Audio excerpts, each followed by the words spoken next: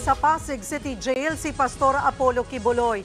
Iti-transfer ang pastor mula sa Philippine Heart Center kung saan siya nagpagamot ng ilang araw. Live mula sa Pasig City Jail, nasa frontline ng balitang yan, si Brian Basa. Brian, kumusta na ang pastor? Cheryl, resilient and fighting daw ang pastor. Yan ang sabi ng kanyang abogadong si Israelito Torion. Kahit nung nasa ospital pa nga lang daw si Kibuloy, inasahan na nilang mapupunta siya sa kulungan lalo't hindi raw pabor sa kanila ang political atmosphere.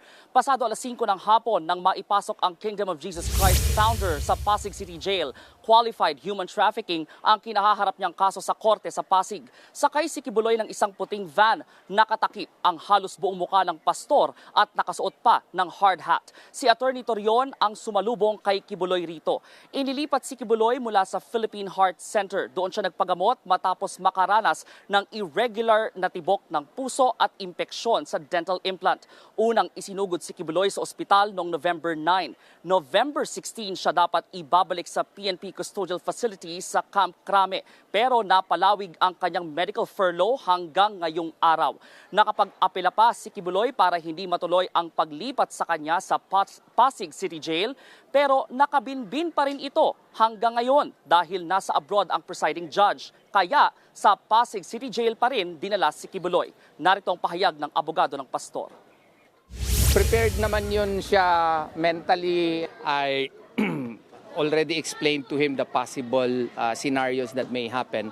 And then nakapagsabi naman siya kung mangyari yan, baka it is the will of the Father. And so since it is the will of the Father, he will follow it.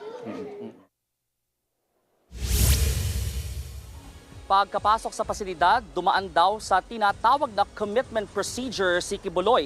Kinunan siya ng fingerprint at mugshot at sumailalim din siya sa medical examination. Isinorender din niya ang kanyang mga personal items o yung kanyang mga personal na gamit bago siya tuluyang ilagay sa isang classification cell. Yun ang kanyang magiging holding area sa susunod na 2 linggo bago siya isama sa ibang inmates. Nasa 30 raw ang inmate sa iisang selda, 30 to 40 yan. Ayon sa Bureau of Jail Management and Penology at binigyang diin nila na walang special treatment na ibibigay kay Kibuloy. Balik sa inyo. Maraming salamat, Brian Basa. Mga kapatid, Cheryl Cosim po, huwag maging huli at maging una sa lahat sa balitaan. Para sa tuloy-tuloy na talakayan sa Frontline, mag-follow at mag-subscribe sa social media pages ng News 5.